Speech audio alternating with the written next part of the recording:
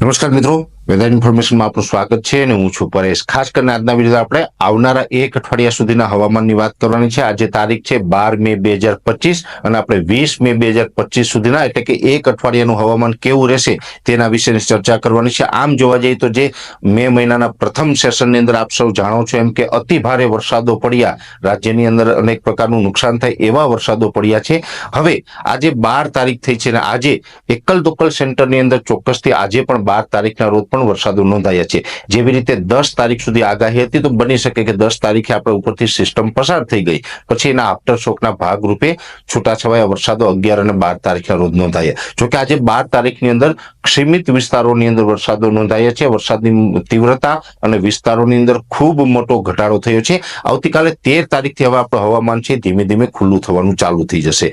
હવે આવતીકાલે 13 તારીખથી ખુલ્લું હવામાન થવાનું ચાલુ થશે એટલે કે જે અલગ અલગ વિસ્તારોમાં જોવા જઈએ તો અમુક જગ્યાએ વરસાદ હતા, જે વિસ્તારોમાં વરસાદ ન હતા ત્યાં વાદળછાયું વાતાવરણ પણ ચોક્કસથી હતું। હવે એ વાદળછાયું વાતાવરણ છે એ પણ આવતીકાલે 13 તારીખથી ધીમે ધીમે વાદળો હટી જશે, વાતાવરણ ચોખ્ખું થશે અને એક પ્રકારે રાબેતા મુજબનો આપણે જે તડકો હોય એ નીકળવાનું ચાલુ થઈ જશે। એટલે હવામાન ચોખ્ખું થતું જશે। 20 તારીખ સુધી કોઈ વરસાદની શક્યતાઓ દેખાતી નથી। 21 થી 30માં શું થશે તો આપણે આગળ ઉપર વાત કરશું, પણ ખાસ કરીને આપણે હવે જે તાપમાન ઊંચું જવાનું છે તેમાં અમારું અનુમાન છે કે 15 તારીખ સુધીમાં, આજે 12 તારીખ થઈ છે, 15 મે 2025 સુધીમાં તાપમાન છે ફરીથી 40 ડિગ્રી સુધી પહોંચે તેવી શક્યતાઓ છે। અત્યારે માવઠાના વરસાદોને કારણે જે તાપમાન ઘટ્યું હતું એ હવે આપણે 15 તારીખ સુધીમાં ફરીથી આપણે તાપમાન છે એ 40 ડિગ્રી સુધી પહોંચે અને ફરીથી આપણે રાબેતા મુજબના ઉનાળાનો અહેસાસ થાય તેવું હવામાન રહેવાનું છે। એ સાથે જે તાપમાન વધવાનું છે એની સાથોસાથ પવનની ઝડપમાં પણ વધારો થશે,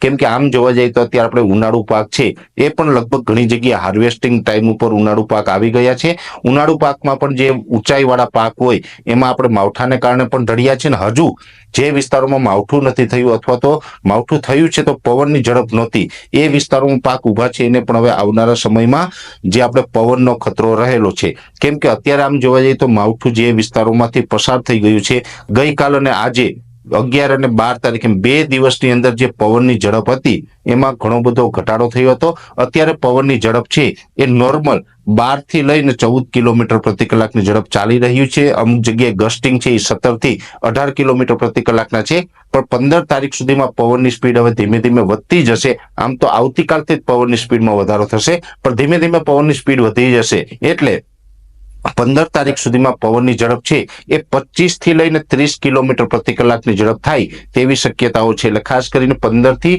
20 તારીખ સુધીનું જે સેશન હશે એની અંદર પવનની ઝડપ 25 થી લઈને 30 કિલોમીટર પ્રતિ કલાક હશે। અમુક જગ્યાએ ગસ્ટિંગ છે એ 35 કિલોમીટર પ્રતિ કલાકની ઝડપે નોંધાય તેવી શક્યતાઓ છે। એટલે ખાસ કરીને જોવા જઈએ તો માવઠાના વરસાદની હવે આવનારા અઠવાડિયાની અંદર કોઈ સંભાવનાઓ નથી। તાપમાન ઊંચું જશે, વાતાવરણ ખુલ્લું થશે અને પવનની ઝડપમાં વધારો થશે। એટલે આ પ્રકારનું હવામાન છે રહેવાનું છે। સામાન્ય રીતે જોવા જઈએ તો મે મહિનાના બીજા સેશનની અંદર ઊંચું તાપમાન ચોક્કસથી રહેવું જોઈએ। જેટલું ઊંચું તાપમાન રહેવું જોઈએ એટલું નહીં હોય, એટલે કે 42 થી લઈ અને 44 ડિગ્રીની રેન્જમાં તાપમાન હોવું જોઈએ, પણ એટલું નહીં હોય, એનાથી 2 થી 4 ડિગ્રી તાપમાન ઓછું હશે અને પવનની ઝડપ છે મે મહિનાના બીજા સેશનની અંદર 11 થી લઈને 12 કે 14ની હોવી જોઈએ, એની જગ્યાએ પવનની ઝડપ છે એ વધારે રહેશે। એટલે અસ્થિરતાવાળું જે આ અઠવાડિયું છે એ ચોક્કસથી રહેવાનું છે। તાપમાન ઊંચું જવાનું છે, પવનની ઝડપમાં વધારો થવાનો છે, પણ સારા સમાચાર એ છે કે આકાશ ખુલ્લું થઈ જશે અને માવઠાના ઝાપટામાંથી આપણે ચાલુ અઠવાડિયું એટલે કે 12 થી લઈને 20 તારીખ સુધીનું જે સેશન છે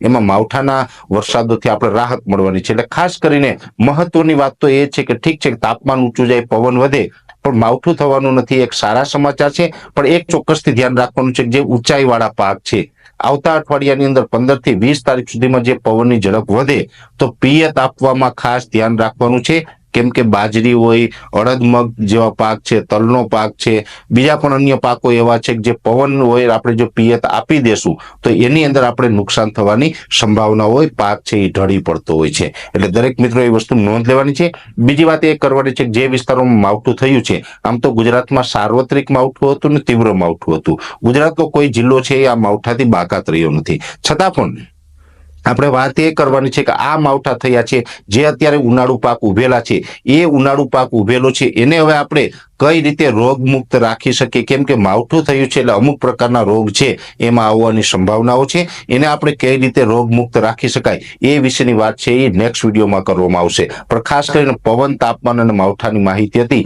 એ આ વિડીયોની અંદર આપવાનો પ્રયત્ન કર્યો. વિશેષ માહિતી નેક્સ્ટ વિડીયોમાં આપશું. અત્યારે આ વિડીયોની અંદર એટલું જ. દરેક મિત્રો વિડીયો લાઈક આપીને દરેક ગ્રુપમાં શેર કરવો અને આપણે આ ચેનલને સબસ્ક્રાઇબ કરવી.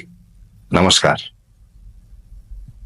વૈષ્ણવજન તો તેને કહીએ જે પીડ પરા